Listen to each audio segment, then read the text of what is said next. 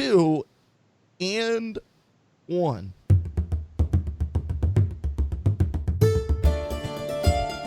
Tired of wiping on the same boss for hours? Die, insect.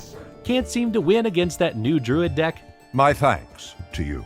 Are your teammates not standing on the payload? Quit lollygagging. Get on the payload. Well, grab a drink and pull up a chair. This is the Game Case Show, your Blizzard Entertainment podcast.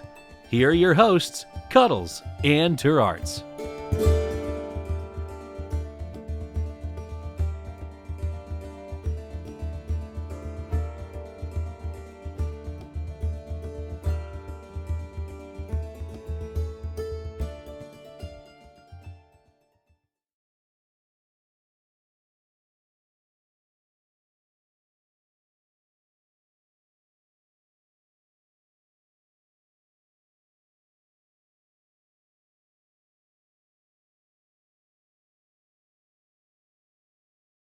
Take 2. Hello, hi, howdy, and welcome to episode 86 of the Game Case. I am Chris, also known as Cuddles, a brewmaster monk on Airy Peak in the Convert to Raid Guild.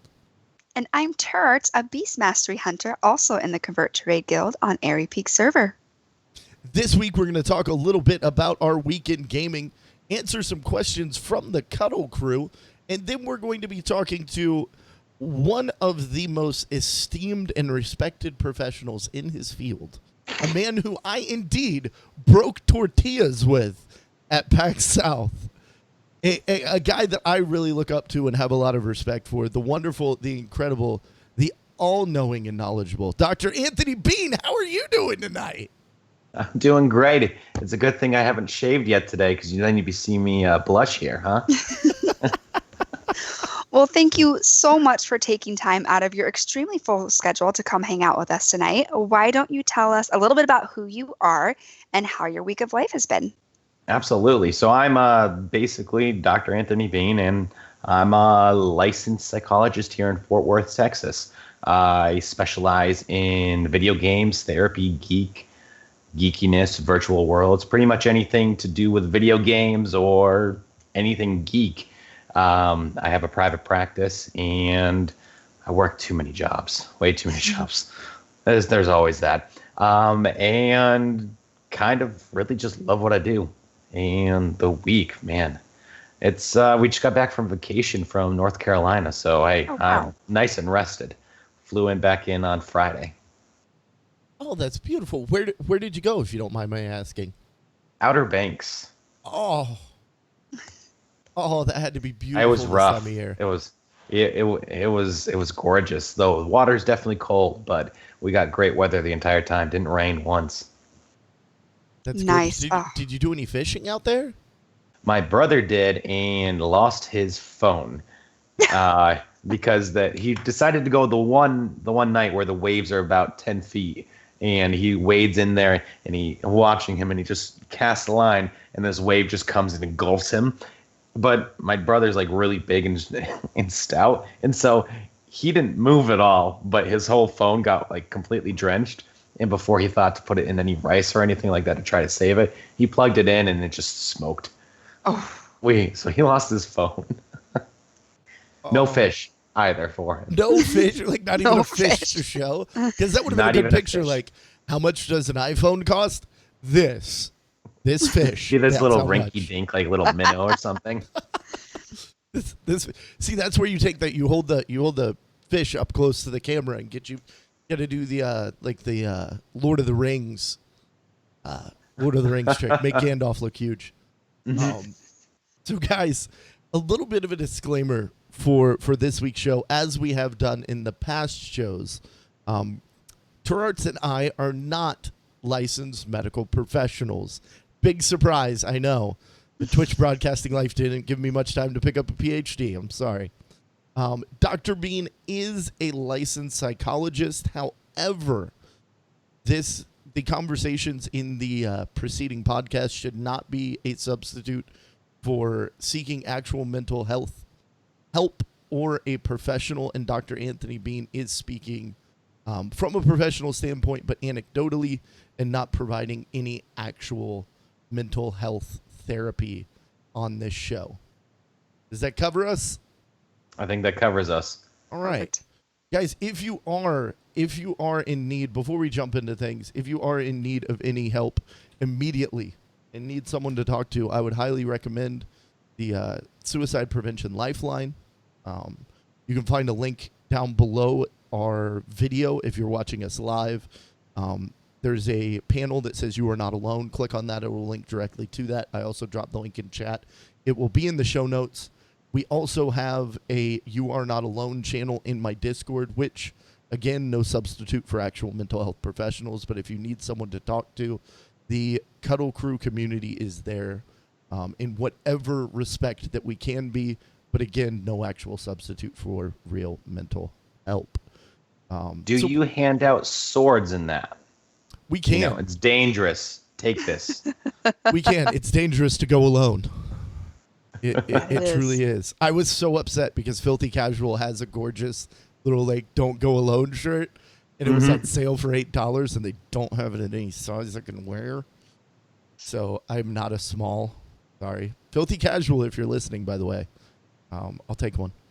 But with that, why don't we dive into what we've been up to this last week within or outside the Blizzard universe? Dr. Anthony Bean, why don't you kick it off? What have you been up to with gaming? Do you even have time to game? Oh, I make time. Oh, yeah. You have to make time. More lately, it's been a lot more console gaming. So I actually went back and played the Warcraft Reign of Chaos lately, right before I went back on vacation. And that was fun as always. Wish it had gone longer because granted, you can pretty much beat it if you're quick and everything in about 2 hours, which sucks. But it was definitely a lot of fun. Nice. T, what about you? I have been chugging away at 7.2, and I'm realizing every day I am so far behind, but it's fine. It's fun. We've talked about this before. I'll get flying eventually. There's always that lull at the end where you get to catch up, and there's 7.3, and there's time. There's so much time for things. Although the week before 7.3 drops, I am sure I'll be scurrying away to try and catch up. Outside of that, Cuddles and I Friday night streamed on my channel for like 5 minutes to set that up, but that'll be a thing soon, TM, in the future. That'll be happening. Not quite sure what yet. I've never done the Mass Effects, and I have all 3 of them on here, so maybe I'll try and dial out at those. I don't know. We'll stream something. We'll see how it goes, but that will be a thing sometime soon. Definitely play them. They are fantastic. That's right here, and I have all 3, so it's one of those where I can just go back to back to back without having to wait. It's like binge watching a show on Netflix. I can just binge play Mass Effect. I did the same thing, and that with Dead Space. Oh, I have that on here too, and I watched my husband play that, and I was terrified. So I'm like, it's so good. Play this. I'm gonna be like, I am a girl, but I'm gonna be screaming like a girl, like the whole time. It's totally worth it. I love that series. What about you, Cuddles? What has your week in gaming brought you? So I was extremely lucky and would like to, I believe I did this last week as well, but would like to give a huge shout out to HB Darkman, a member of the Cuddle Crew. He gifted me with a PlayStation 4 with Uncharted 4. And so I got I have a brand new PlayStation 4 sitting next to me. We played through Uncharted 4 Monday through Thursday this week. That's all we did. And oh my good Lord, I have to say, guys, it is worth buying a PlayStation just to play. I can't speak for the rest of the series, but Uncharted 4 lands in my top 5 video games of all time. And I've been playing video games nearly religiously since Atari. It is one of the best done, most graphically impressive, amazing storytelling. The game hits you in the feels at all the right times. And you want to talk about epic moments? Holy heck. You feel like you're in a movie. And it's just so well done. Couldn't recommend it more. After that, we did on Friday, or on Thursday night, we did Dead Space, the first one. for Thursday Night Frights and had a whole lot of fun with that. We may or may not have participated in 420 whilst doing that stream. And that made for quite the interesting, very creepy space stream. And just had a whole lot of fun. Huge thank you to everyone that watches me, watches my broadcaster side. So thank you all for that. We will be finishing up Dead Space hopefully this week, and I'm looking forward to it. So guys, I think that's probably enough of that. And as for questions from the Cuddle crew, thank you for everybody that got them in. If you want to know how to get questions in, you can go to bit.ly/cuddlesdiscord. That's bit.ly/cuddlesdiscord. And we have a text channel that is entitled Question for the Show. It's that simple. Go over there, pop your question, and we'll make sure that we ask it of our guest.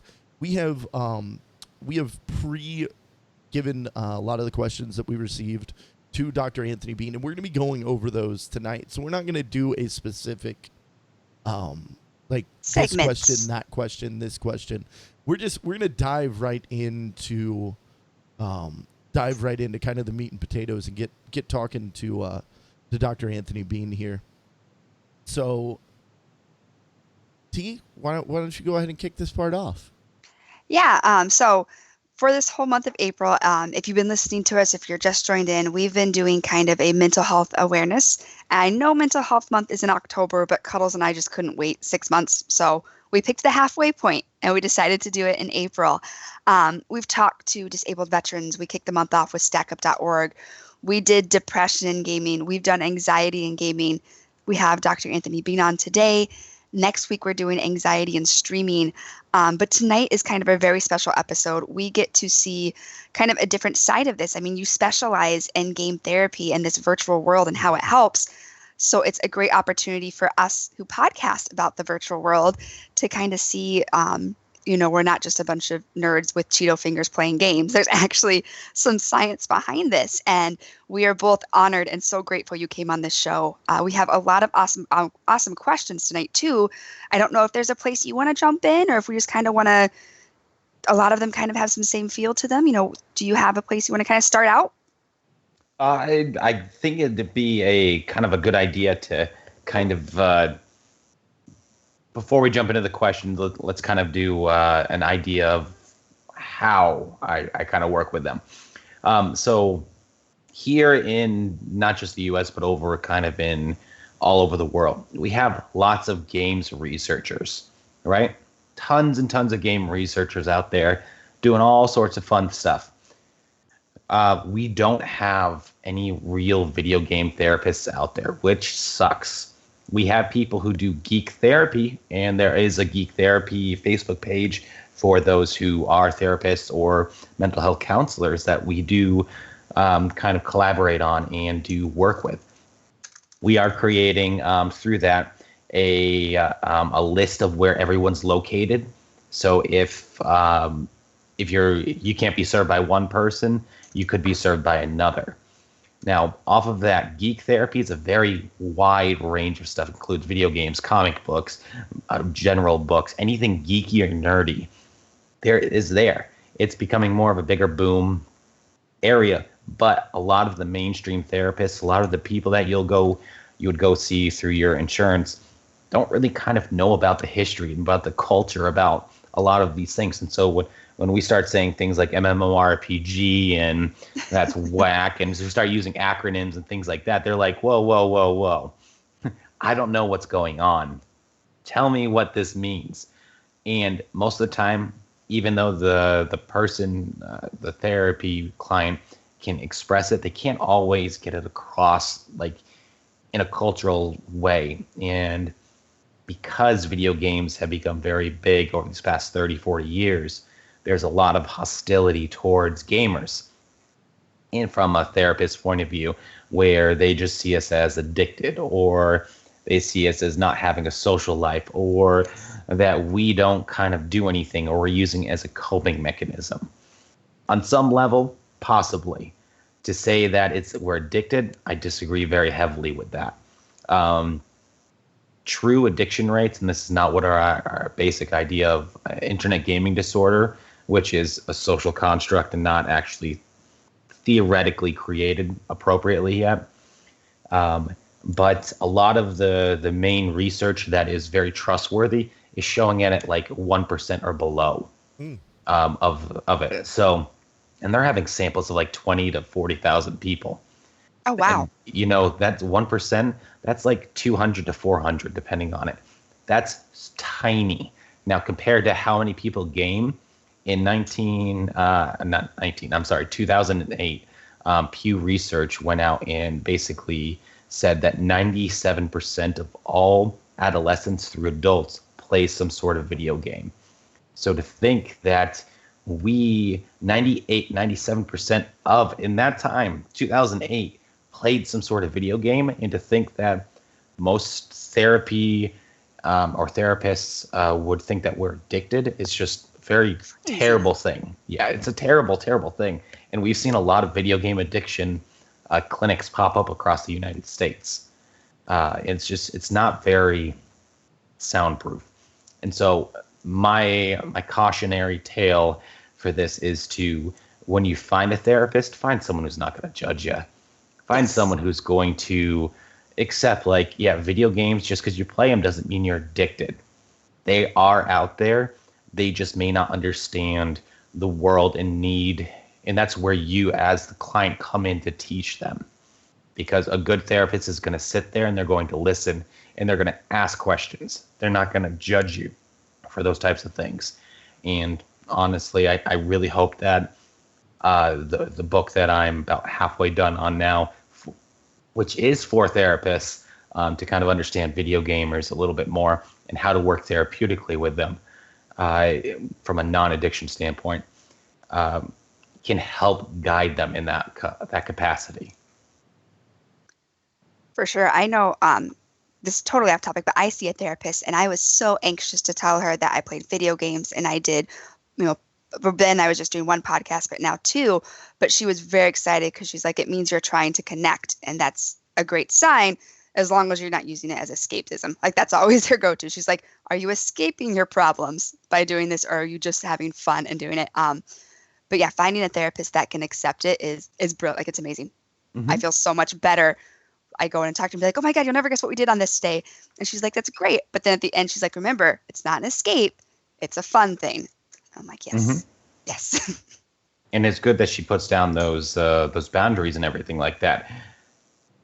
Calling it escapism is also one of the major things that we kind of see from therapists. Yes. But it also sounds like she's not subjugating you with her own subjective experience. So that's a good thing. I think one of the great things that I've heard from listening to you, Dr. Bean, and the panel that you were on, was that these online communities that we're a part of, they're real. Yes. And the interactions mm-hmm. that we have cannot be discounted as, oh, it's your video game friends. And I hear that so much in my life from my parents who are in their 70s. My mother is, of course, 23 and has been for several years. But they don't get it. And it's that internet thing. And mm-hmm. the fact that the relationships that I'm able to form online are just as real and just as meaningful as Turart's is. I've never met T. Nope.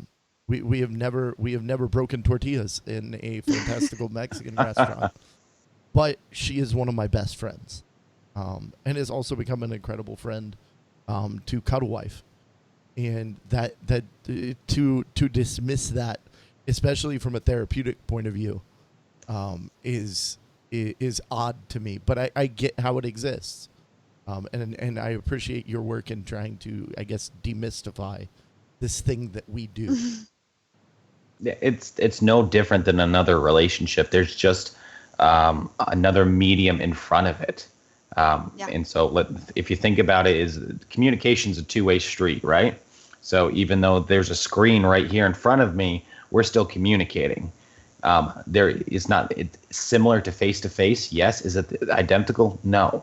It doesn't mean that it doesn't exist. If I said that, those gaming friends are not real friends. I basically just invalidated your entire life experience, your entire life overall, and said, what are you doing? None of your stuff that is really matters to you at all.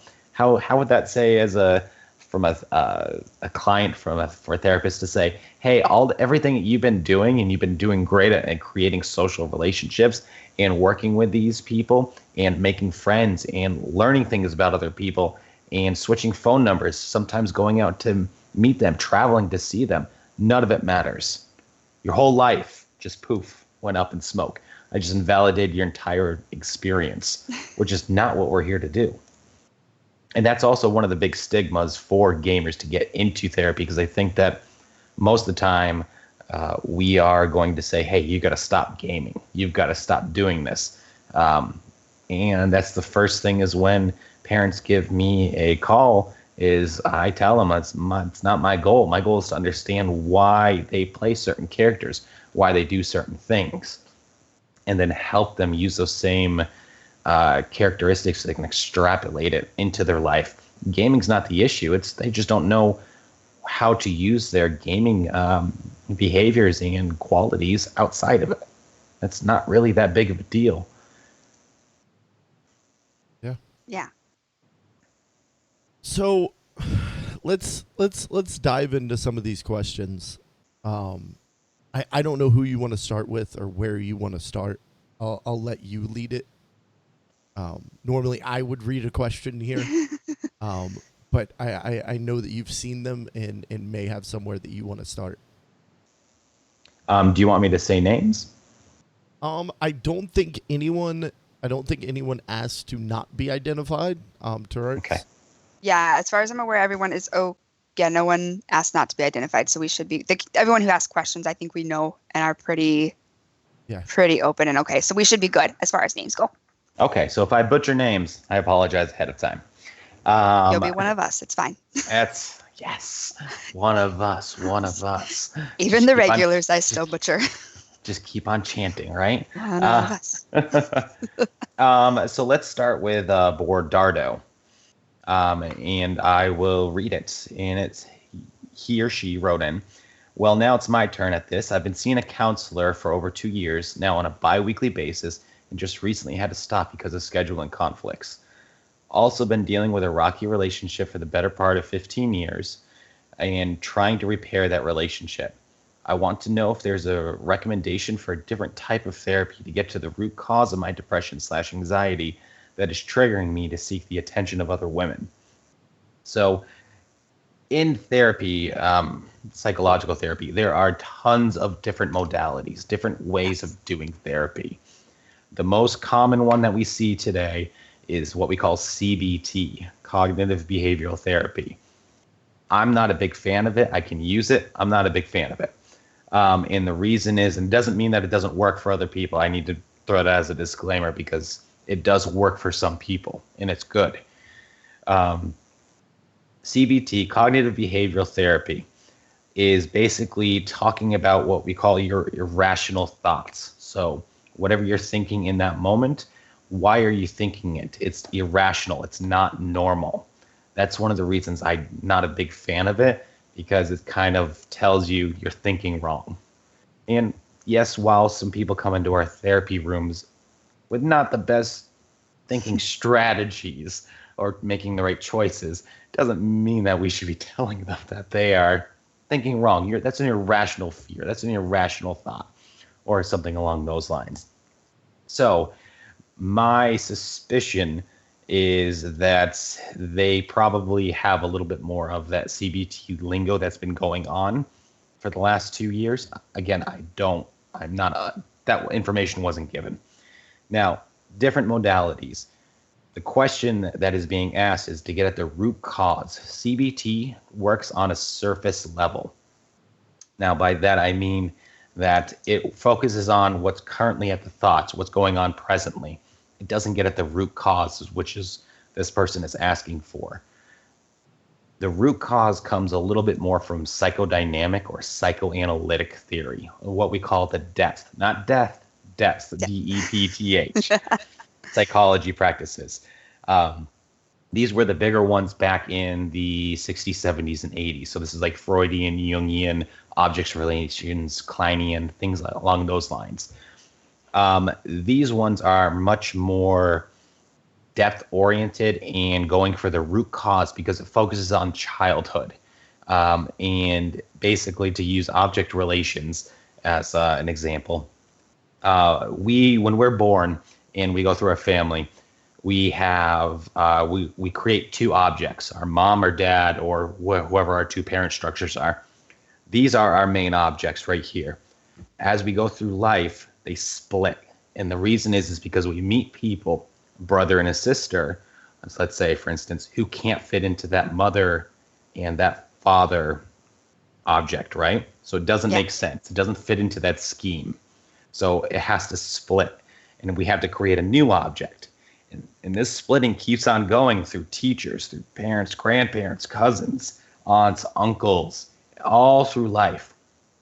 Now, in childhood, when we have a difficult part kind of going on, or there's something that happened in childhood that caused a bad split, is what we call it, which creates a bad object, or there is no good object and there only is a bad object. It can cause problems later on in life. But in order to understand what that object is for you and how does it influence that depression and that anxiety or seek the attention of other women, that just from obviously a non-therapeutic standpoint is kind of talking about a little bit more of the mother object. And is there something that kind of went on that end that you need to seek the attention of other females? Because all the female objects that come into your life always stem from the mom. Same thing with the dad. Any male always stems from the dad. And so to get on a different therapy route would be a little bit more of those depth-oriented areas. The long-winded answer. No, it's a great answer. It is. And I don't think, I was just thinking about that. That to me, it made sense. And I hope it does start a chat room. So I'm kind of waiting to see if anyone says, can we rephrase that? But yeah, basically it just boils down to, we got to go back to those roots. The roots of our childhood, Yep. We kind of, in psychology, the more current stuff, kind of got away from the idea that our childhood doesn't matter, doesn't change who we are. That's incorrect. We are nurture via nature, which means that we are a combination of our genetics and our environment. That means someone could become a serial killer in the right environment, and in another one, they could be a perfectly happy businessman or whatever you want to be. It all depends on the environment, which unlocks parts of the genes and creates a whole chaotic environment, things like that. But all of our life that we kind of go through does stem from that childhood experiences. I think, go on. Oh, I was gonna say, to anecdotally touch on Bordardo's question, I will say openly that a large source of Cuddle Life and I's issues over the years have stemmed from infidelity, both on both parts. Without getting into details, I'll leave it there. But us being able to very recently engage in open and honest communication about our feelings and kind of learning to understand where some of it comes from, and that it's at least for us, as we understand it, going to be a constant struggle just because of our nature. It's something that has helped us out extremely. And if I could offer one tiny piece of advice from my own experience, is be as open and honest as you can. I don't think that's ever bad in any relationship. Seconded, yeah. Yeah. Communication is huge. You do a lot of it when you first kind of start off in relationships, because you're like, oh, I'm getting to know you and it's awesome. Let's find out everything about you. And then you get comfortable and you forget that communicating is what brought you together. And yeah, talk, people. And with relationships, you have to grow together. So Yes. those foundational pillars of what you guys created the relationship on, sometimes we forget what those are, and we need to kind of go back and remind ourselves, this is kind of what we wanted our relationship to be. We kind of got off track. Let's go back to our basics and create that again. Yes. Basics are important. One of my, it's kind of cheesy, and I see it every time I go to my doctor's office, is everything I need to know I learned in kindergarten. And like one of the last lines in this poem is like, remember the basics. And it's so true. It's so true. Yeah, it's always something that people forget is, you know what? Even if you guys have an argument, it's still communication. Yes. It's not about how the argument occurred. It's how is it handled in the moment. That's a huge part of, we were talking about different types of therapy. I do ACT therapy is what my therapist does.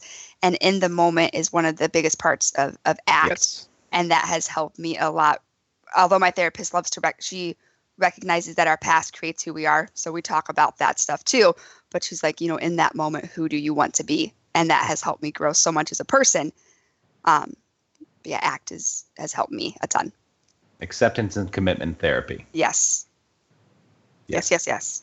It is definitely a really, really good one. And it kind of traverses a little bit of that CBT / depth portions, which is good. Nice. Hopefully, Bardotto, we kind of answered your question, but I like the science talk is what I call it. So if anyone in the chat has any questions about things, let us know, and I'm sure we can simplify as much as we can. But do you have another question you think that to go on to next, maybe that feeds off that one, or one that kind of struck you? Yeah, we can go to Robot Unicorns, because his Okay. was entertaining because of the last sentence on it. For me, and I'm gonna bash that, and I'm sorry, Robot Unicorn. Oh, Unicron. Unicron. Oh, Unicron. My bad. All right, so Robot Unicron. I'll throw one in too. I feel like I need to be seeing a therapist for a variety of reasons, and have tried. I always manage to convince myself in a manic state that I don't need the help, and that I cancel or no-show my appointments. I've only been to one appointment, and while I like the lady, but now I messed that one up, but we'll keep going. But now it's extremely inconvenient to see her. What are some tips you'd recommend that can help me get over the manic self-persuasion that everything is fine? I really feel I need to talk to someone about a lot of things, but every attempt I've made hasn't worked out too well. I think part of this is that I'm headstrong and stubborn. I tried BetterHelp.com, and that didn't stick either. All right, so we're going to start with the BetterHelp.com things. So if you go into BetterHelp.com's website, yes, they are licensed people. Yes, they are counselors. You will have a hard time finding someone who's a licensed doctoral level counselor on those places, because teletherapy, which is what BetterHelp.com primarily goes off of, which is basically kind of like what we're doing here is Skype therapy in a sense, except you don't want to use Skype because it's technically not HIPAA compliant, blah, blah, blah, blah. It's a whole nother round. But one of the things is with BetterHelp.com, those counselors, they're not the best that you can kind of get, if that makes sense. I'm not a big fan of those companies that are coming out, because what they try to do is they try to conglomerate all the clinicians or counselors that they can, and they counsel. And now one of the big things is between therapy and counseling. Now, counseling is what you let's say you come to me, you talk to me about your problems, and I kind of tell you what to do. That's counseling. Yep. Now, therapy is when you come to me, you tell me your problems, and we try to find out, why are these problems happening? What's going on? Where do they stem from? It's more of not necessarily me telling you what to do, but let's work on this together. Let's find the right path on this one. It's the therapist is willing to go down that dark and narrow path that it can get scary sometimes with you, instead of telling you, well, you can't do that. That's the main difference. BetterHelp.com is more on that counseling side rather than therapy side. So I'm not a big fan of what they kind of do. Now, back to the manic self-persuasion. And this may be incorrect, but I'm going to assume here, and I know what do they say about assuming, makes an ass out of you and me, but when you get closer to an appointment, someone who has kind of a little mania or can be elevated at some points, when you get closer to an appointment, that anxiety can induce that mania, or it can cause someone to kind of get excited that maybe I'm seeking the right help, maybe I'm not, but I'm getting excited because we're getting closer and closer to this event horizon. Once you walk into that office, the only way to walk out is either at the end of the session or before you start, is because once you start, usually you don't want to stop. And so when you get closer and closer and you start having that mania kind of like come on in, it's always important to kind of remind yourself, whether it has to be through a sticky note of, why did I set up this appointment? It's not think of the reasons why to get out of the appointment. It's what was the reason I made this appointment? And it's because of this reason, because of this, and because of this. And those are the areas you want to do. So when you're with mania, you're up here, and you need to make sure that you can keep yourself a little bit lower. Not fully all the way down at normal. You don't have to go that low, but you have to go low enough to get yourself out of it. Is remind yourself of why you have these reasons that you're going. Whether it's writing it down on a notepad, a sticky note on your phone, in your notes section, things along those lines, is you have to make sure that you have that reminder, and don't say like, oh, I'll remind it in the moment. Clearly, has not been helping. I do like how Robot Unicron found someone and liked the lady, but now it's extremely inconvenient to see her. That's the problem, is when you miss appointments, us as therapists, usually we will charge what we call a no-show fee, which is not the same amount of what it is. And if you don't cancel within 24 hours, and before you can schedule another appointment, you have to pay that no-show fee. And that sucks, because that's money kind of out of your pocket for no reason but your own. Also, when you do too many of them, we start putting you on the back burner. And the reason is because you're not reliable. If you can't be reliable to get into the session, how can you be reliable for change? And that's one of the reasonings behind it. It's a stupid reason. We all do it, and it's not the best. But part of going into this is being an adult, and you've got to stick to your guns, and you've got to stick to your stuff.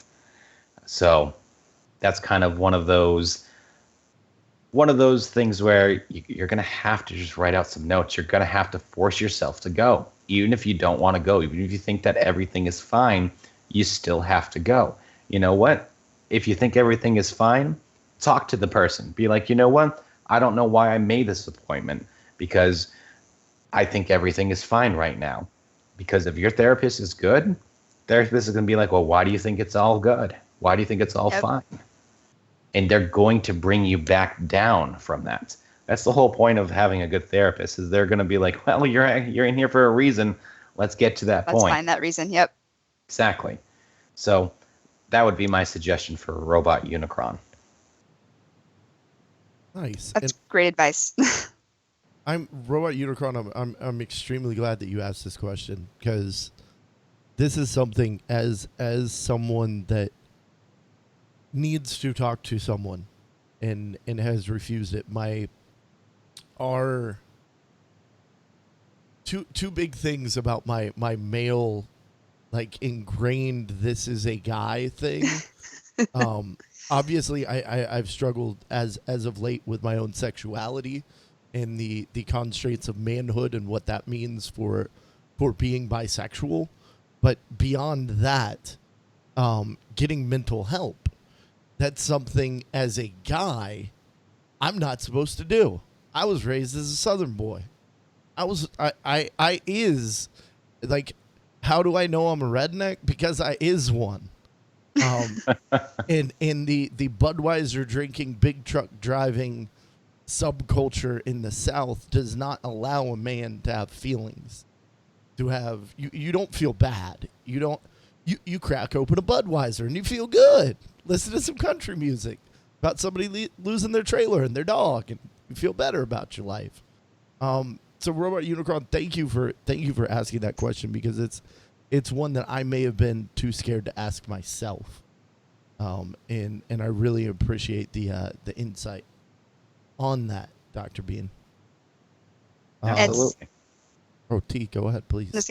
It's the little steps too are actually kind of big. I called my therapist office 12 times before I actually got up the nerves to talk to the receptionist to make the appointment when I first started going, because I am an anxious, depressed ball of a mess. And it's a hard step, but that little baby step, making that appointment, be super proud that you did that. And like Dr. Bean said, write a sticky note while you're doing this. I talked about that I had a therapist appointment with my husband and my best friend, my two closest people, because it was 3 weeks out every day. And so I couldn't back out, because it was okay, I've talked to them about it. I have to commit to this, even though I want to run. I want to see you later. So find something to ground you, tell someone to help you kind of push you along a little bit. It sounds bad, but you need that push. Yeah, I would say anecdotally again, from having done these episodes and talked to the community, if you were to ask me personally, do I need to go to therapy? I would say, first of all, I think everyone can benefit from it. But after that, kind of like the alcoholic asking the question, do I drink too much? If you're asking the question, yes, you need to go. I have not met anyone in my life, insofar as I know as of yet, that is so well grounded, centered, and totally together that they do, even if they seem as such, that they would not benefit from actually seeing a therapist. So Robot Unicron, go for it. If you need an accountability partner outside your sticky notes, bro, you got one right here. You have one in the Cuddle crew. Take that brave step. Tell us when you're going to see somebody. We don't need details, but tell us, Monday next month, May 1st, I'm supposed to see my therapist. We will ask you about it and keep you accountable insofar as we can. To throw on that is, I'm a psychologist, but I always have my therapist is when I need something as well. My wife's a psychologist as well, and she sees her therapist once a month usually. It's because, we may be helping other people, but we're not perfect. No one's perfect. We lead stressful lives as well, and those stressful lives sometimes need the ear of someone else. It's very true. Even if it's not an everyday thing, you will have moments. Everyone needs a little help. Mm-hmm. Do. I do agree with Cuddles. That's a great question. I think that's one that a lot of people may not be able to ask for different reasons. But let's see, we have a ton of questions. Is there another one you want to tackle yet at all? We can do Zephariah's next. Perfect. Let's see what she has to say. Oh, so it's she. All right. Thank you for gender. So. Letting me know. That's right. Yes, it's she. Okay. All right. So I will be the brave soul and post my question here. So easy question first. What, if anything, games have sparked an interest recently and why? And here's the hard question. For those of us who may not have insurance and feel like there is some sort of mental health issue, how can someone get the help they need? Also, without self-medicating with not so good stuff, what would you suggest for the person trying to get the help to avoid, i.e. over-the-counter vitamins, caffeine, etc.? So first question, and games have sparked an interest in recently and why? My love has always been Zelda. I have gotten grounded more times than not growing up by playing Zelda games than I did from getting in trouble. And I got into trouble a lot. A lot.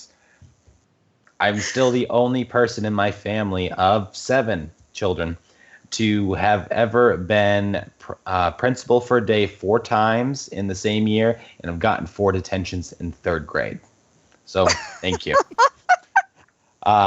Yes, it's some great stuff that we have. So Zelda, it's always been my love. I have the new Zelda game. I actually got the special edition, and I have everything. Like I scoured the stores over here for it. I don't own a Switch yet, and the reason is because gotta finish the book before I start jumping into a game that's going to consume 120 plus hours. Because the fastest speed run that we've seen so far as of last week was 49 hours to 100% this thing. Good God. Yeah.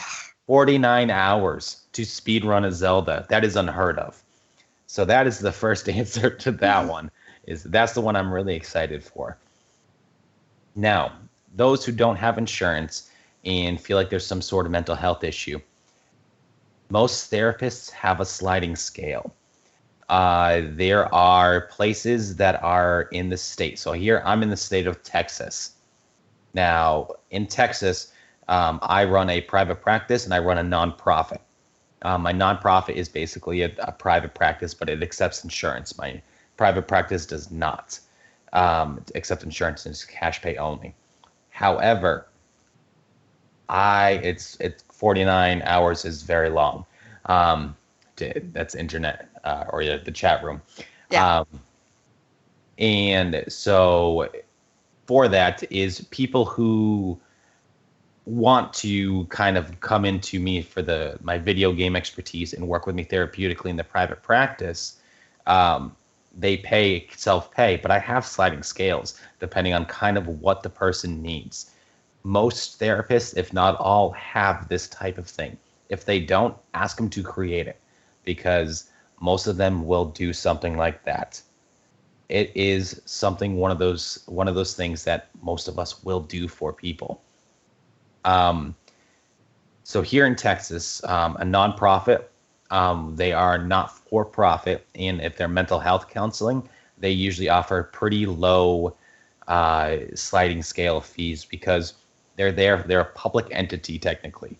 They are there to help out and do things for a much cheaper rate than what other people will, because that's the way they're set up to operate. So we have nonprofits over here in Texas, here in the Fort Worth area specifically even, that do mental health counseling for pretty cheap. Then we also have state-run programs that do it as well.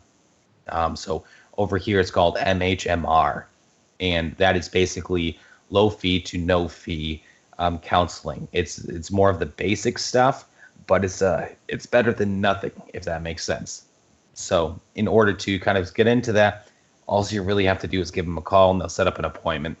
They do medication management, they do counseling, they'll do activities, groups, the whole shebang. These places exist pretty much in every area across the United States. Every state has something.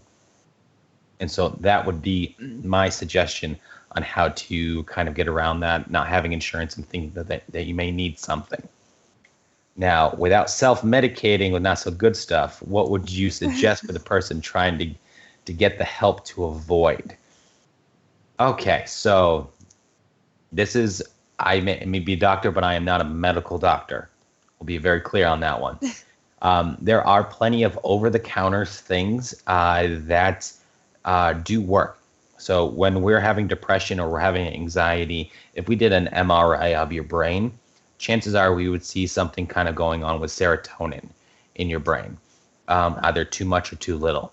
Now, that's kind of what medication drugs do overall, is they either make it so it doesn't make as much serotonin, or they make it so it lasts longer, so it doesn't get destroyed as easily in the brain. That's kind of what they basically do. Now, there's over-the-counter drugs, and my wife takes one it's like a 5-HTP. It's a precursor to serotonin. She takes one of those things, and it helps regulate her. If she's not on those things, which when she was pregnant with our child, she cold turkeyed it for the first month or two, and man, whew, that was rough. And so we asked the doctor, is there any problems with her being on that? Doctor's like, it's a precursor to something that's caused naturally in your body. Go and take it. There's nothing wrong with it. So these things do exist. I would very much suggest seeing a homeopathic doctor or something along those lines. Even my one of my favorite experiences in my life was when I lived in Los Angeles, was going into one of those old Chinatown Chinese shops where they have all the little powders and stuff. Yeah. And they give you a powder and it smells like crap and it tastes even worse. But man, that was really fun to have the guy kind of like just read what you need off your body aura and just kind of suggest these things. That's kind of sometimes can be a fun thing. But there are things over the counter. You can buy that 5-HTP, and there's lots of different brands. Each brand is a little bit different that you can get off. And it's just as simple as buying it off Amazon, going to a GNC health food store, something like that. Me personally, I survive off caffeine. So I'm not excuse me. I'm not the one to say don't drink caffeine, because I drink like 4 cups of coffee a day, and I would probably drink more if I would allow myself to, just to get through the day. It's one of those things. So that would be kind of my way of answering that one. In something, if I may add on, is a non-scientific opinion, but something that I've done a lot of the non-good ways, which doesn't include vitamins or caffeine. But I will speak to my own. If anybody has ever watched this stream ever, you may or may not realize I enjoy drinking alcohol. What? I do not No. recommend this, and do not take this as advice, but it is one of my ways of self-medicating. That actually chemically damages like serotonin inhibitors, and it doesn't help. It actually ends up making things worse. And a lot of when you get away from vitamins and caffeine and into things such as either alcohol or illegal or newly legalized drugs, they can often not, they're actually doing more damage than they are good. While it may make you feel good at the time, they're damaging. Since he spoke about serotonin, the way that your brain works in my uneducated, well, slightly educated, but not in this realm, opinion, that the anytime you mess with the serotonin levels in your brain, you're either doing damage or good to them. And a lot of ways, such as alcohol, can actually damage those serotonin centers and make it harder for you to be happy. If I'm saying that right, Dr. Anthony Bean may be able to correct my science. Yes, it does make it harder because of serotonin is like one of the part of the pleasure principle. And so when we have it in there, it does deplete the serotonin or overinduce it.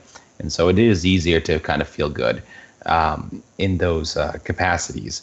But obviously a hangover, man, those are hell. Very much. And that's because your brain has been depleted of everything. And it needs some more nutrients in order to replenish. But that hangover is a sign, is kind of listen to your body, is what's my body telling me in this moment. And it's telling me, man, I probably shouldn't have drank that much last night. I know, kind of talking about like safe things. How did she word this? Not self-medicate with not good stuff.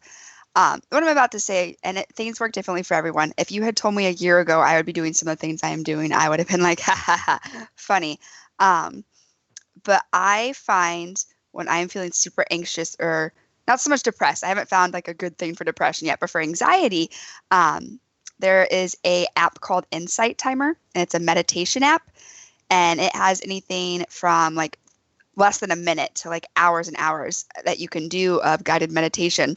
That helps me. Like my effective toilet time sometimes is meditation because I'm quiet. No one comes into the bathroom and I'm like, okay, this gives me 2 minutes to like just focus on whatever it is. And essential oils. And I thought that was the hippiest thing in the world. Like I would never, ever do that. But there are some times when if I'm like especially tired, I have a peppermint and an orange mix and I will pop that in my water or I will rub it in my hands. And I don't know if there's science behind it or if it's just all in my head, but it is a, I guess, safer way than caffeine and alcohol for me to calm down from anxiety. Haven't found the depression fix yet, but the anxiety, those two things have been huge helps. For depression, I will say again, anecdotally, I keep on prefacing myself. Since we have a doctor on here, I feel like we're literally gonna just have to like get you a shirt that says anecdotally. Anecdotally. That's the next Cuddle Crew shirt. Anecdotally speaking. No, but for Cuddle Wife, I know she's struggled and is struggling right now very heavily with depression and anxiety, and exercise. As simple and as silly as that sounds, when we talk about serotonin and all of that, one of the easiest ways to, and it won't cure your depression. You're not instantly going to get better because you go to the gym. But I can tell you, even in my own life, going out and doing a run or even a walk, maybe one of the hardest things when you're depressed. But going out and getting your heart pumping and doing something, if it's medically safe, I'm not telling you to exercise. Please consult your doctor before starting any exercise program. But exercise can be a big boost to your to kind of your morale. It really can.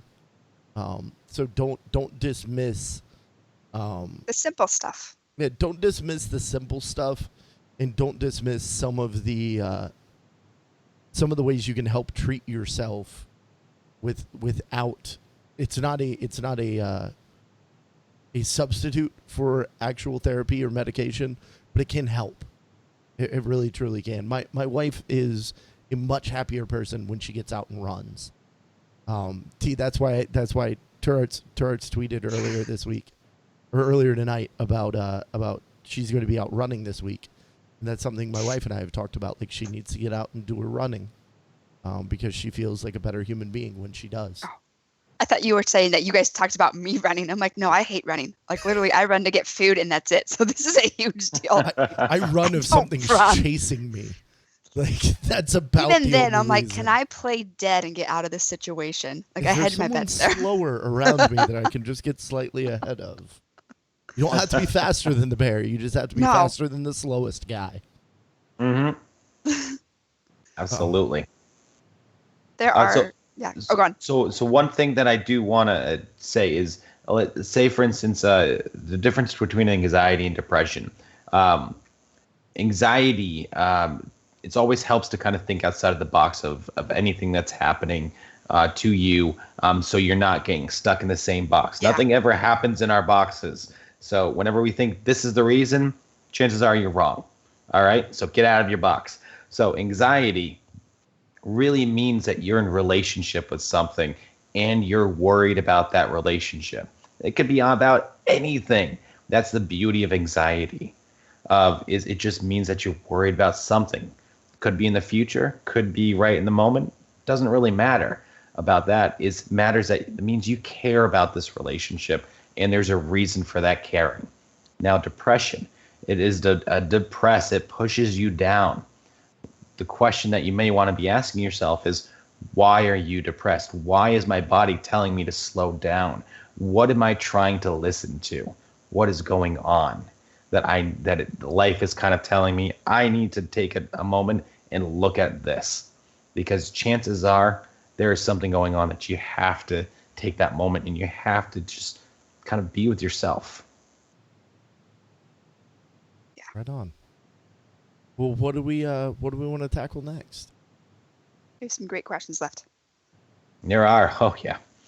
I actually wanted to do the one that came in today from Taylor Hyena. Beautiful. Because this one right here is something that I've actually worked with here in Texas, of all places. One of the most places that you'll find all sorts of fun stuff. So this one is, I do have a question for Dr. Bean that really needs to be answered for my sake. I just wanted to say that I decided to switch my gender. Not completely, but somewhat. I was wondering where I should start with this process. I want to go through most of it, if not the surgery part. And they're males transitioning to female.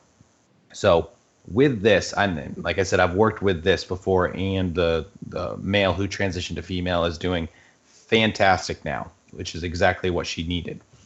The first step is get into some sort of therapy. In order to do an actual transgender surgery, you need to be what we call psychologically sound. The only way to do that is to have a history of therapy with a good therapist, and I would heavily suggest a psychoanalytic or psychodynamic person specifically. And the reason is because they're going to focus in on what is going on rather than why are you thinking irrationally, as our earlier conversation a little bit more. So with that, that is the area you are looking for a therapist. And you want to say, this is what my goal is. Be open, be honest, and it's okay. If they're a good therapist, they're going to be like, all right, let's tackle this. Let's do this. And so when I was, anecdotally, we're going to use your word, when I was in my internship here in Texas, my supervisor was seeing someone for the past year to 2 years. And he was seeing her to transition to a female. He worked with him at the time before he transitioned to her. So I'm going to be switching things around here real quick on you, okay?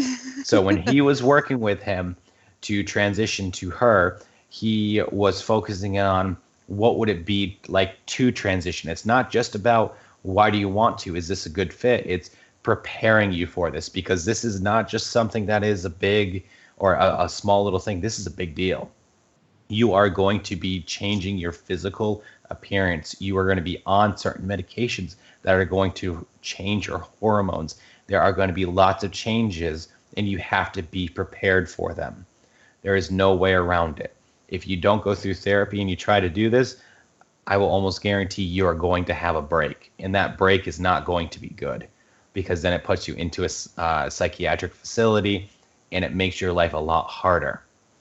So start with the therapy, psychodynamic. You're going to need to get medically what we call a psychological testing period done, which is going to be consisting of a Rorschach, a personality test, and kind of just more of a general history. That is just to make sure that you are not psychotic in this thinking and that you are grounded in reality. Most likely, if you've gone through a year of therapy and you're still willing to go on with this and you're prepared, you're going to pass with flying colors, so don't worry about that. They're not looking to stop you. They're looking to make sure that you are able to handle this. That's not their goal. So my thing is get into therapy with the aim, the goal to do this transition. And don't do it half-heartedly. Be prepared. It's going to be hard. There's going to be a lot of difficult things. So that's kind of my suggestion on that. And again, that male who's now a woman, is doing fantastic on all these things because she was prepared for this change, this very difficult change. Yep. I want to throw out there as somebody that's recently joined the LGBTQ community, or LGBTQA. How many ever letters we're adding to this alphabet soup these days? Reach out and find members. I don't know where you are, but there, I promise you, there is an LGBTQ community in your area. Reach out and find some of these people in addition to doing the therapeutical things that Dr. Bean has offered you. This community can be wonderfully accepting and wonderfully knowledgeable. Find some other folks. This is kind of motto for me for anything that you do in life. Find somebody that has already done what you're looking to do and learn from them. That's applied to me with streaming, with podcasting, with coming out. And if you need anyone, I know someone here on Twitch who has transitioned as a very successful Twitch streamer that I know from the nodding of the heads. Both of these folks know who I'm speaking of. Yep. She's a wonderful and incredible young lady. Fun as all hell to talk to, too. Oh, she's awesome. I also have a personal friend who actually works with NASA, who's a literal rocket scientist. I only say that because I'm amazed that I know somebody that puts things on spaceships. And she's in the middle of a transition right now, and is dealing with a lot of the struggles that I'm sure you will, of the people around you questioning. And I don't think joining or coming out into that community, and I cannot speak specifically to transgender, as I identify as cisgender myself, but coming out as anything in this community is oftentimes difficult. But find your allies, find your friends, and know that you are not alone, especially in this. There are people out there that want to help you, that have gone through this before, and will totally get your back. I'm being bisexual.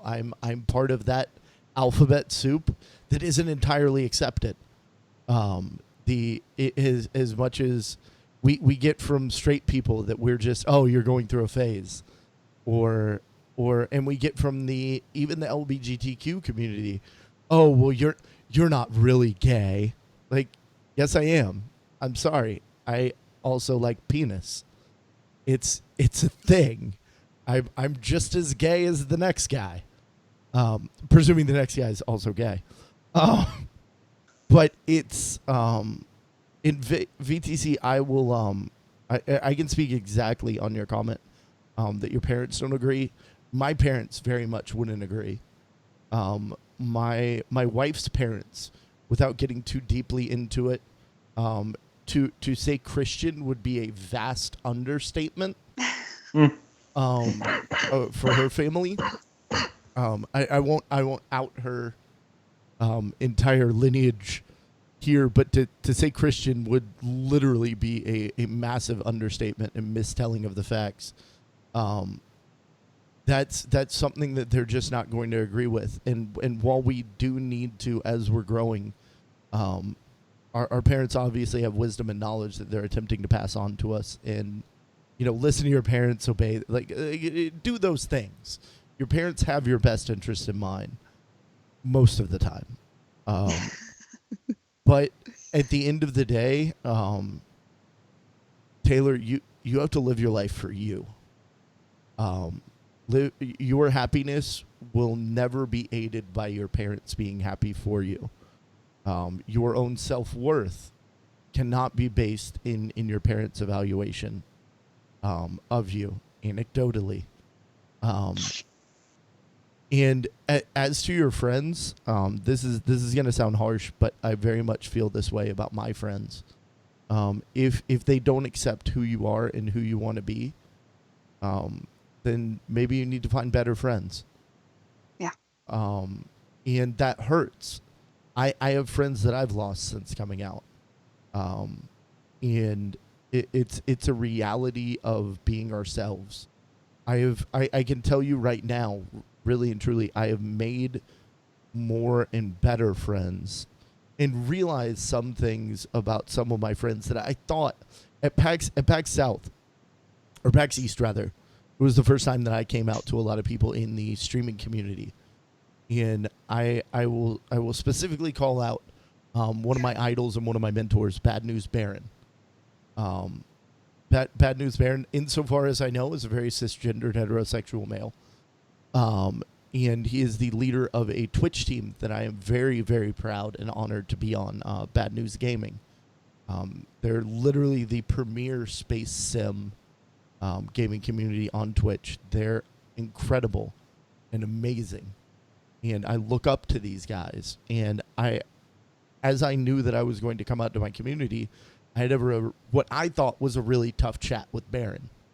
And so I pulled him aside. It was at Bar Citizen, which is a Star Citizen meetup up there in Boston. I pulled him aside. I was like, Baron, I need to talk to you about something. And I'm dying inside at this moment, because this is one of my idols, who is also one of my very good friends, but one of my idols.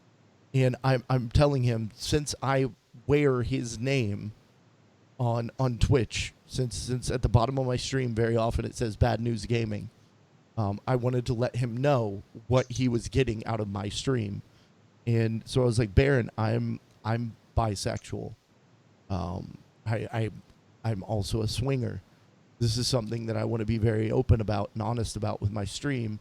And since your branding is on my stream, I want to let you know about this. I was so terrified of this conversation. Baron looks at me and goes, "Why are you telling me this? It's awesome. Good for you." And all of your friends won't be like that. They won't all be that accepting. I've had many friends that aren't, but those friends that are, those are the ones that you know need to stick around, and those are the ones that you should surround yourself with. Find your allies, find your supporters, and cling to them. Those are the people that you need in your life. I will say these two have touched on basically everything I would say, but I do know a few people who have made this change. This is a marathon. Even after, this is not a sprint, even after you go through with everything, the sex change and stuff, there are still going to be questions and there are still going to be challenges. And try your best, like they said, surround yourself with people who will support you. And we could do a whole episode on the family stuff that we've kind of touched on, but family doesn't necessarily mean blood, even if they have your interest at heart.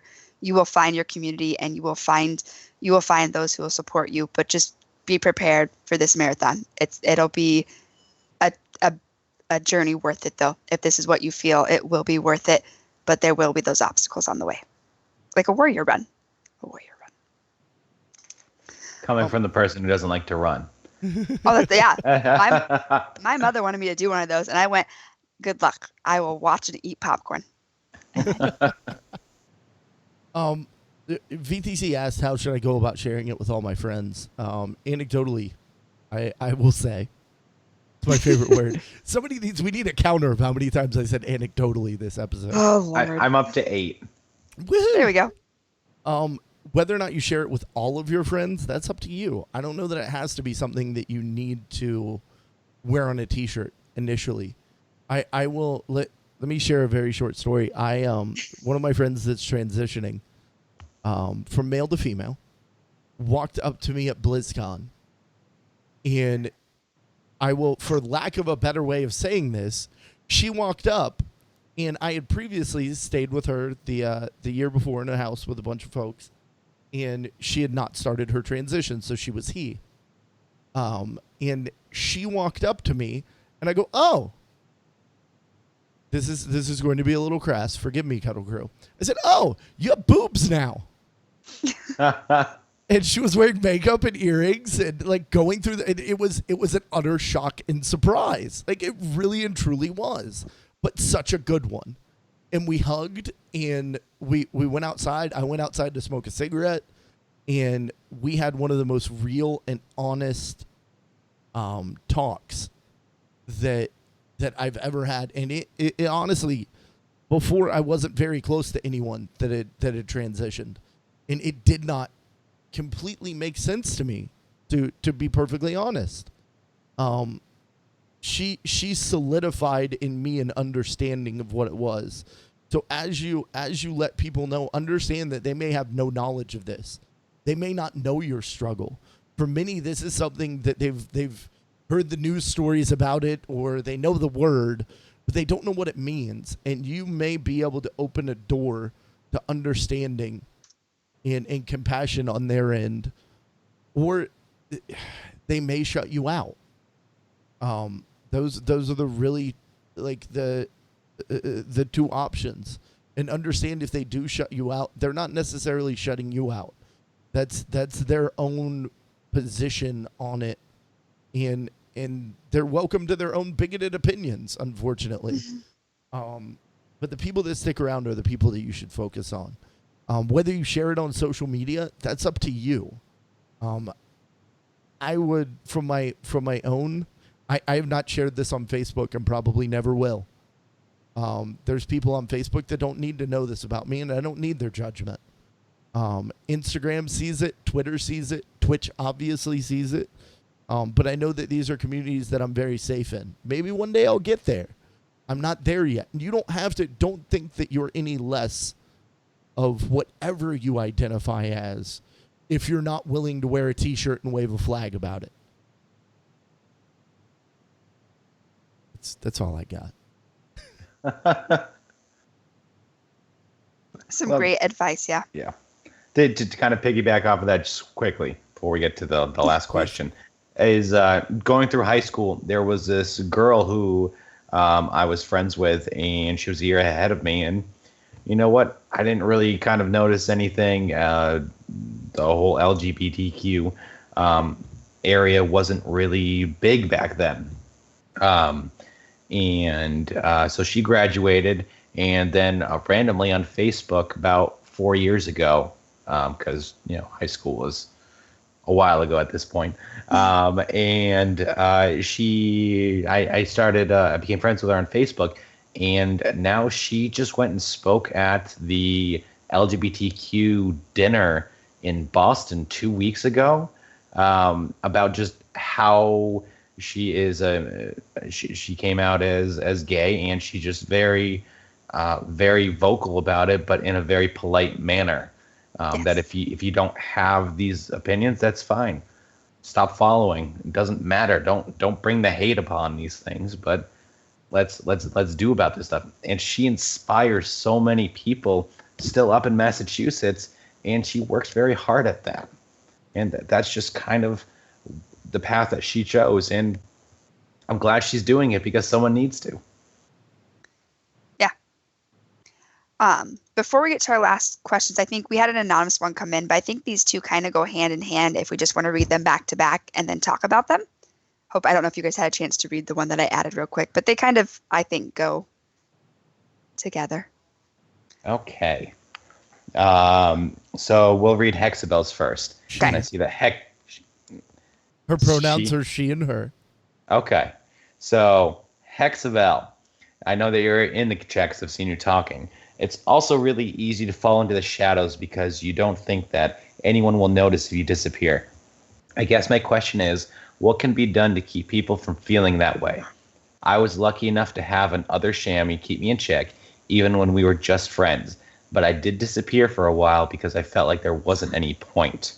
And the anonymous question, what would you tell someone that feels, no matter how accepting others may be, never seems to feel included in any group?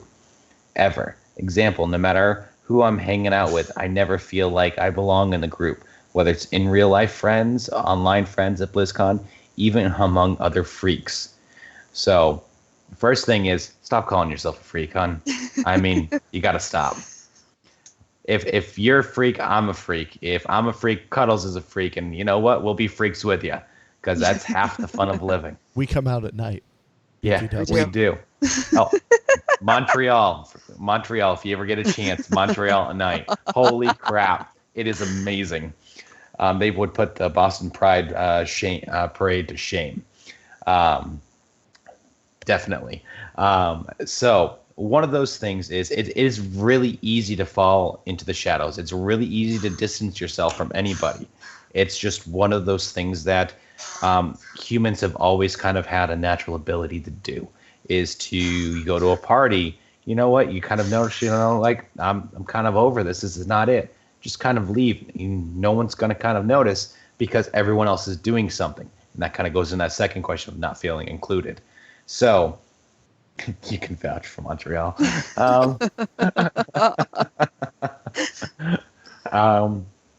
And so one of the things is you always want to make sure that you have that support group with you on any level. Now, Cuddles has also already talked a little bit about keeping yourself available, making sure you're checking in with people.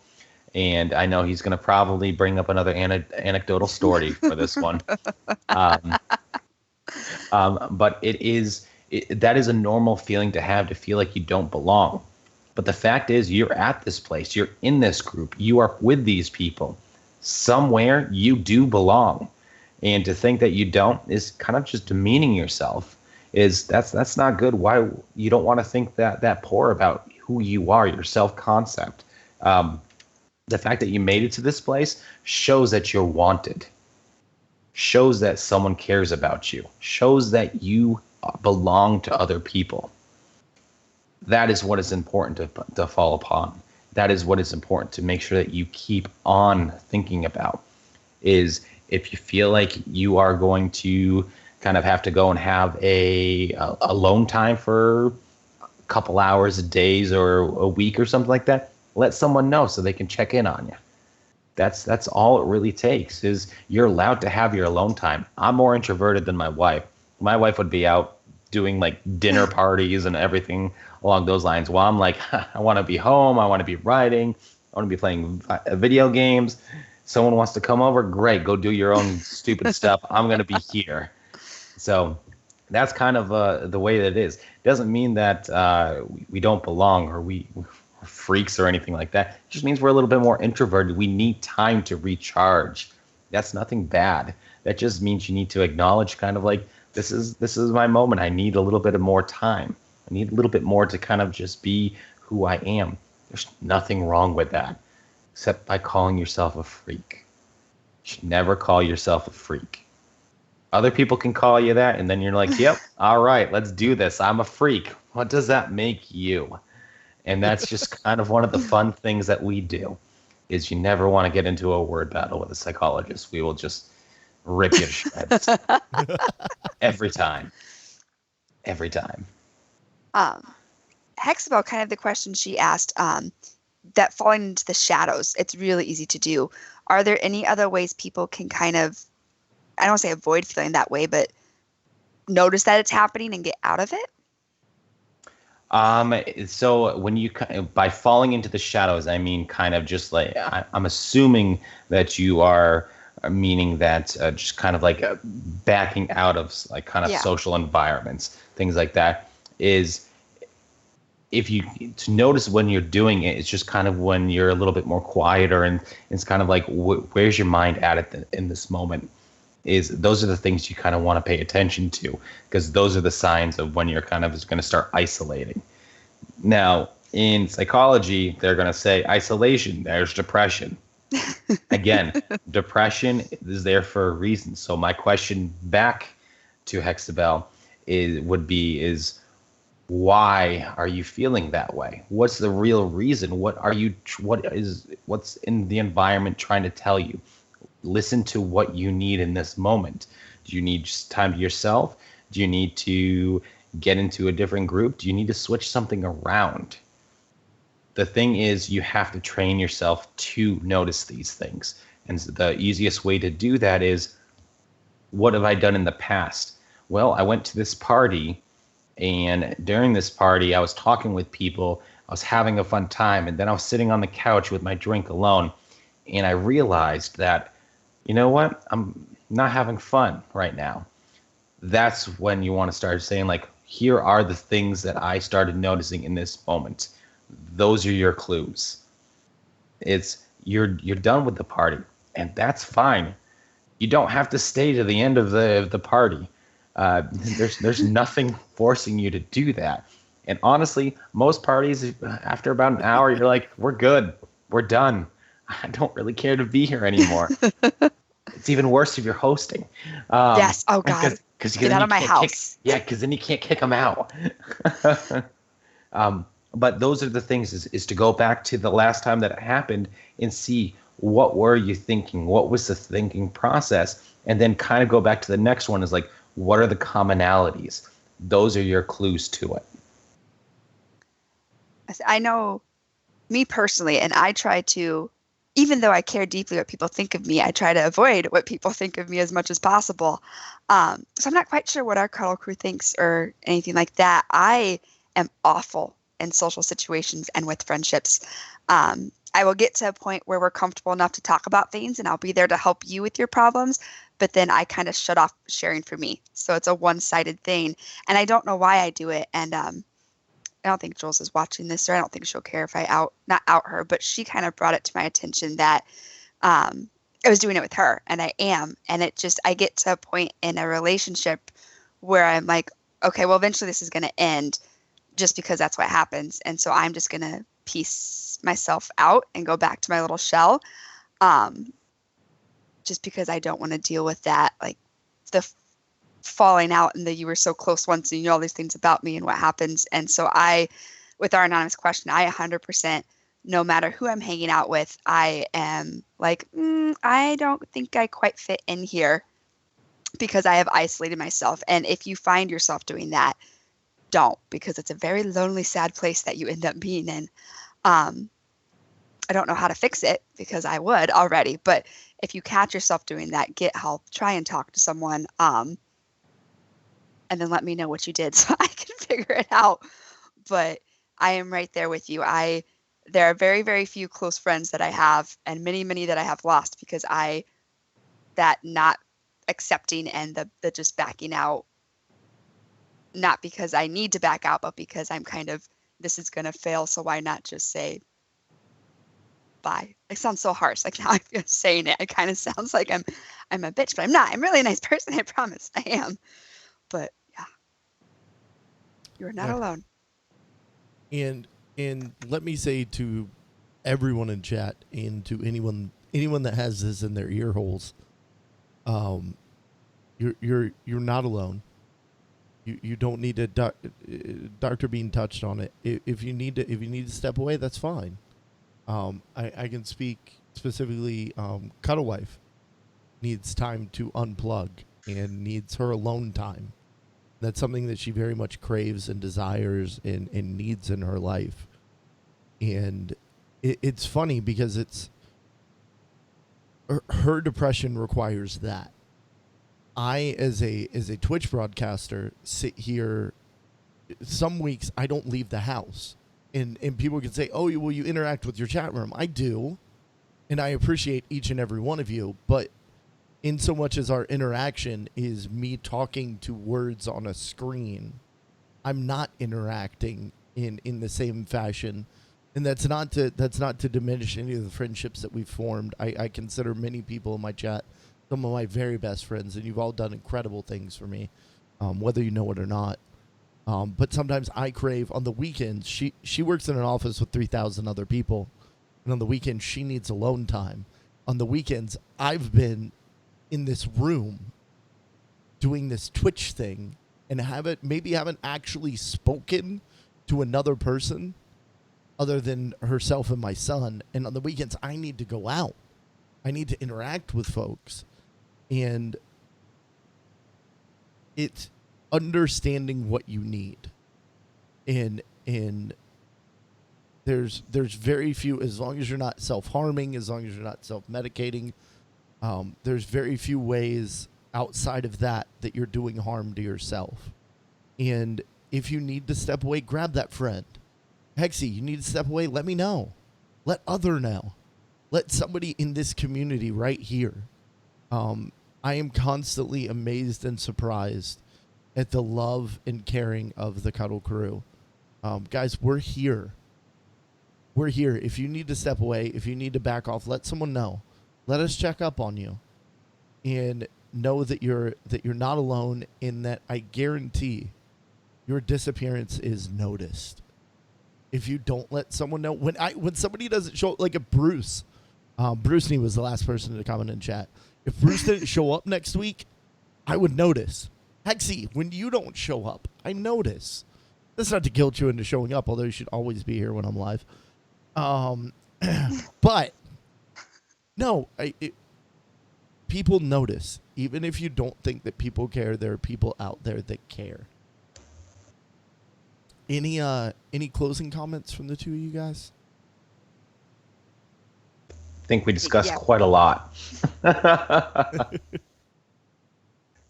one thing that I will throw out will be, if you need help, a good place to start anecdotally is our You Are Not Alone channel on this Discord.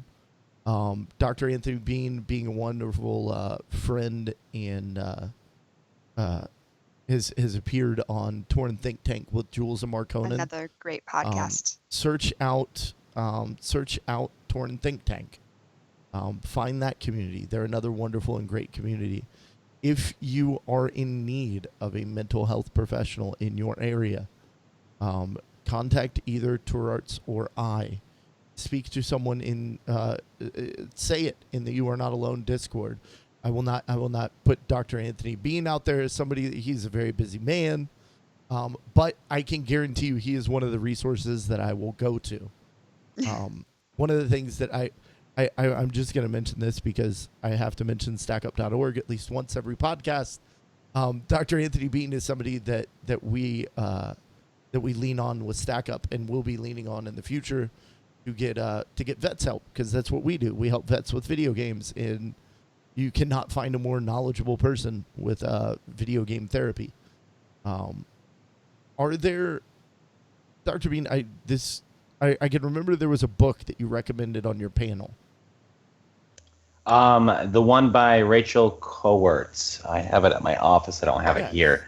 It is that is more for kind of parents, and it's the Parent's Guide to Video Games, I believe. It's on Amazon. I'm looking it up right now. While they're looking things up, I will comment real quick. We always preach that we're all unique, and we are unique, but I can guarantee is someone out there who has been through a situation either similar or the same as what you're going to. So like they say, reach out, talk, look at the communities. I just searched when he was talking about like healthcare, or not healthcare, but like low cost therapy stuff in Iowa.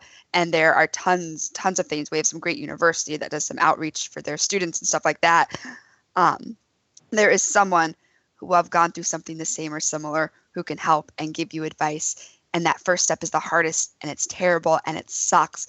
But if you can take that, you will find some great resources and some great stories and things to help you and encourage you in whatever journey you are going through right now. And this book that Cuddles put in here, it is very research based. So while Rachel has taken all the research and she went in, kind of put it a little bit more just plain terms, quick and simple. It's like a quick and simple dirty guide, and it's really, really good for those people who have parents who just don't understand or think that gaming is going to be an addiction, or they're depressed, or they're anxious, or things like that. That is a great primer book to give to them and to start conversations off of. Rachel is also very open to communication, and I think she has her email in her. She's very active on Twitter as well. Very friendly. She's a wonderful person. She's actually down in Austin, Texas now. And she's just a wonderful soul to be helping out and everything. Now, she is a research psychologist, and this is where that disparity happens, is while I am a clinical psychologist, I do therapy, she does research. And so she can't talk about the clinical aspects of it as much as I could. Now, I do research, but I don't do the same research as she does. Mine's on the personality of the gamer. And so we have a little differencing of those things. But make sure that you research these things just appropriately to know who you're dealing with, who you're talking to. Research. And, yes. And with that, do you offer any sort of, do you do Skype counseling? Do you have any openings? If someone that hears this, if you really resonated with them, is that even an option, or is this more looking at the directory of individuals that you're putting together? So if you are in the state of Texas, I am licensed to do anything of what we call teletherapy in the state of Texas. Now, there's some interesting developments that are happening across the United States, something that's been introduced into 15 states called PsychPack. And what that would do is kind of give us our license would transfer over to another state, and we'd be able to practice there for a certain amount of days after paying a yearly license fee.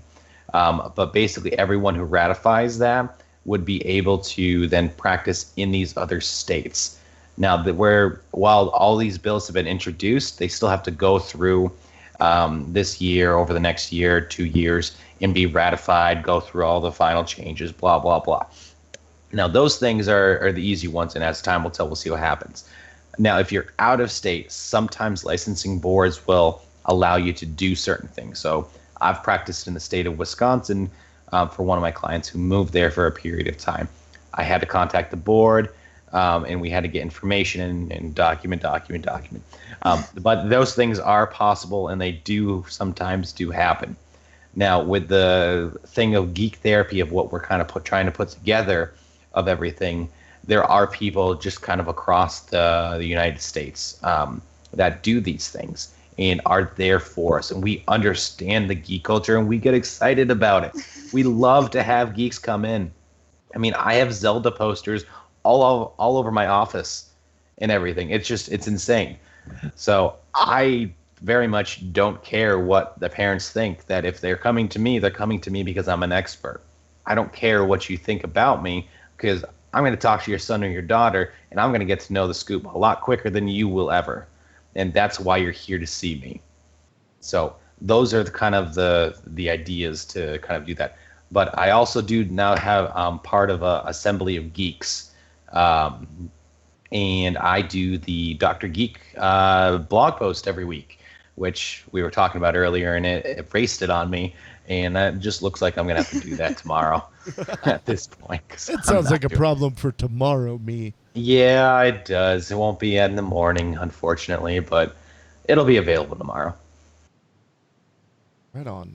Well, do you have this brings us to a wonderful magical time in the show where we get to do shout outs. And Dr. Anthony Bean, is there anyone that you would like to shout out? I would like to shout out to all the people who actually asked all these great questions, because these are the hard questions.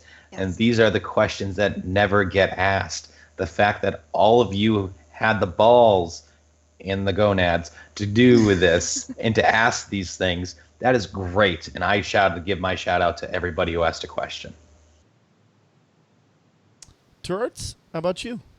I have a shout out to Cuddles for helping me figure out streaming after like 6 years, not 6 years, however long I've been in charge of events, being like, yeah, I'm going to do that, Pat Crane. I finally have done it after years.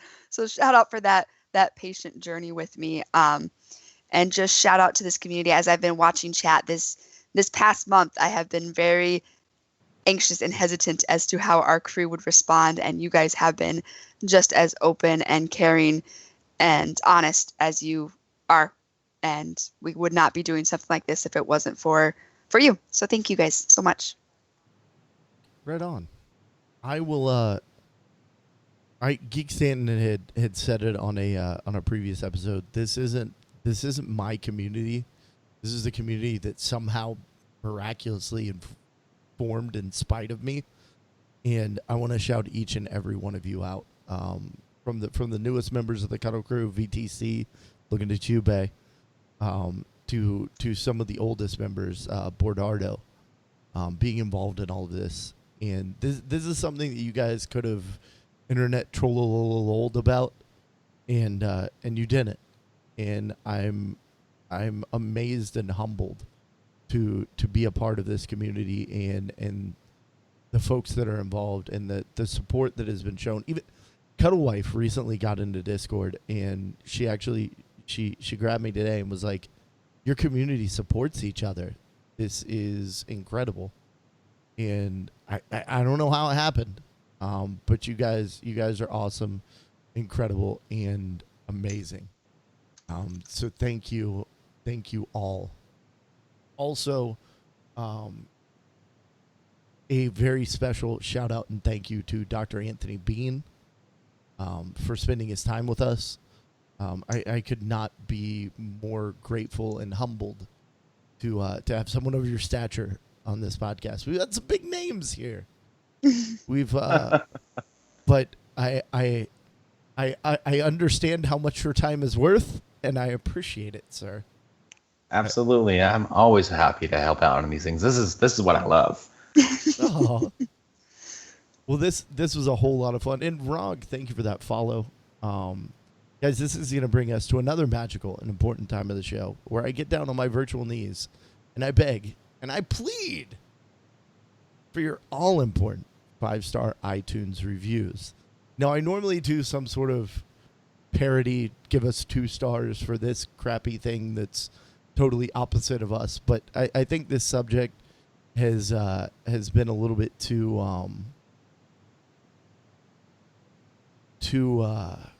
let's hold on. I Real? need to do a thing. There, we did a thing. This has been a little bit too real for me to make up a podcast that makes fun of what we've talked of tonight. So guys, if you've been enjoying this series podcast, please take a moment, go over to iTunes and leave us a 5-star review. I would very, very much appreciate it. You guys are absolutely incredible and amazing. Next week we're going to be discussing anxiety and some of the mental issues around streaming and podcasting. Just generally creating content. We're talking about anxiety. We'll be talking about imposter syndrome. Something that I very selfishly wanted to ask Dr. Bean about tonight, but we have run out of time. But we will have a couple streaming personalities on that. Details TBD. But guys, thank you so much for coming out for this. And Dr. Anthony Bean, where can people find you on the internet? Oh man, so many places. None of those fun ones though. They can find me at anthonymbean.com, on Twitter at the Video Game Doc, or I think it's just Video Game Doc. It's just Video Game Doc. All right, just Video Game Doc. That one. I also run the Gamer Research one, and email is, God, I have too many emails. AnthonyMBeanPhD@gmail.com, and the Geek Assembly, Dr. Geek. We're having some fun with these questions, that's for sure. Someone tried to call me out as they said they had a bigger boner for Zelda, and I don't think so. There you go, folks. No one has a bigger boner than Dr. Anthony Bean. For Zelda. For Zelda. Sorry, sometimes we have to get those in. And guys, really and truly do. I don't normally give a impassioned plea after people say where they are on the internet, but go follow this man. Go find his things that he does, especially if you're like, I would say 100% of everyone that needs somebody to talk to, needs somebody to listen to, and needs somebody that understands. He is halfway through writing a book that is going to be for therapists, but I'm willing to bet some of us could read it and get something out of it as well. I would bet some money on that, yeah. I know that the moment that he tweets about it being available somewhere, I shall be throwing my wallet at the screen, because he deserves it. He's a great guy, a wonderful man, and somebody that if my humble opinion matters at all to you guys, you should go follow this guy and follow what he does. So with that, we are going to wrap up this show. Guys, that's it for tonight. I will see you back here next week. Thank you so much for joining us, Dr. Bean. Yes, thank you. Absolutely. Again, always a pleasure. To our Dr. Bean, why don't you guys say bye? Bye. Adios.